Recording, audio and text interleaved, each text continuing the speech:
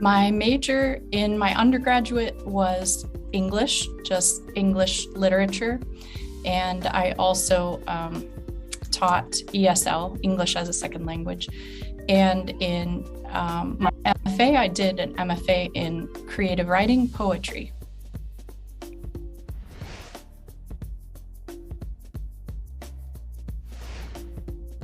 I love visual arts. So my favorite course was a stained glass course where I made visual compositions, which I think creative work with your hands, manual work, is very complementary to writing and creative work that's all of the mind.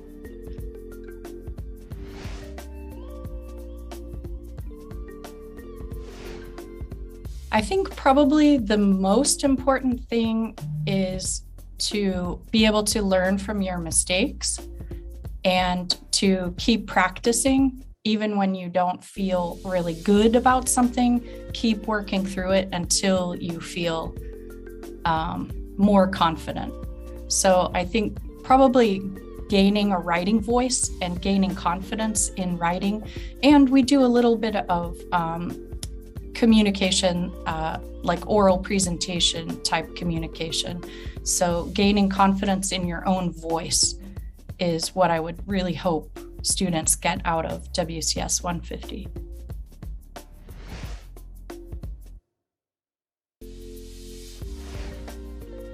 Well, first of all, I just disagree with the word perfect because I think the standards for perfection are usually, if not always, false.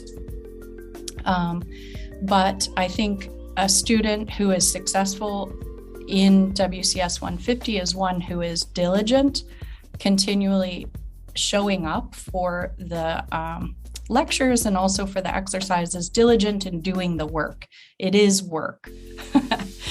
And then I think an ability to be inquisitive and open and ask questions when you don't know something is just a baseline quality for every person who is learning.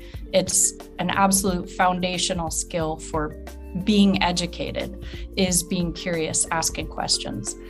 And then probably the third quality I would say is, again, learning from your mistakes, understanding that you got something wrong and going back to it with a fresh idea of what you want to do with it and facing it with confidence. And maybe it was disappointing or painful to get it wrong, but go back and do it again, try it again. Know that there's no finished platform where you can just lie back and relax. Instead, you come back and try it again.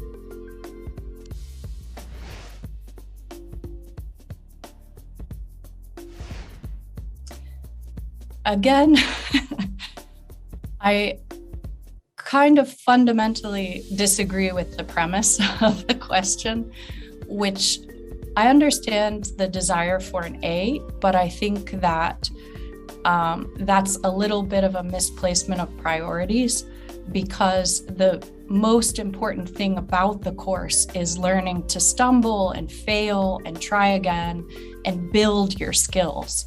And if you build your skills as a writer, and when you began, you were something like a D and you end up even at a C, I think that is the goal. That's fantastic. So passing the course is kind of a baseline, but I think the most important priority is learning to understand how to think, how to listen to other writers, and how to respond in your own voice. So I think an A is kind of a little bit of a magical unicorn in these fundamental baseline courses. You should really be building your skills. And if you get an A, that's a fantastic confluence of circumstances, but your goal is to improve. So if you've improved, then you can pat yourself on the back and be very proud of that.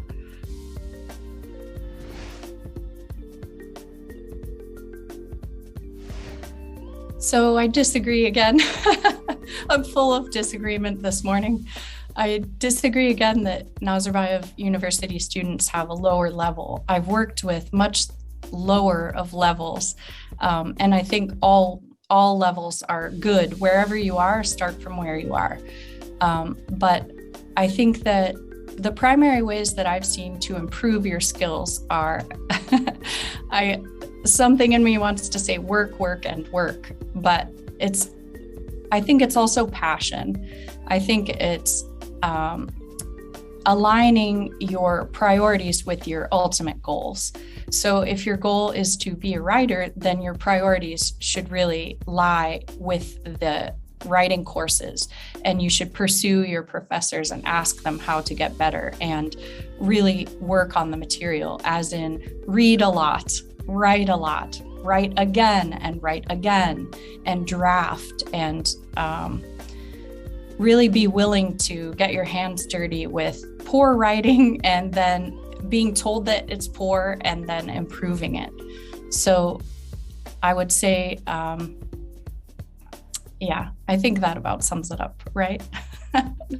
Care about it. If you care about it, if you care about a subject, if you're interested, if it hooks you and lures you, then you will work on it. So for me, I was not a great student of foreign languages until I fell in love with the literature of those languages.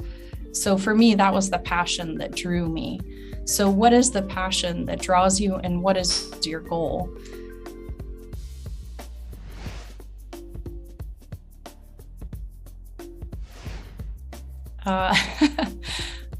Perhaps what I've said, which is, that's a very difficult question. I think I would love to be told to keep trying. I would love to be told that I'm doing a great job, that I'm doing the best I can, and to keep trying, and that there are many ways to fall in love in the world. And when you hit a disappointment, you think, oh, I'll never love again. But as you grow, you fall in love again and again and again, and your passion is reignited over and over again. And there are many miracles for you in your life. And I think I would just encourage myself with that advice.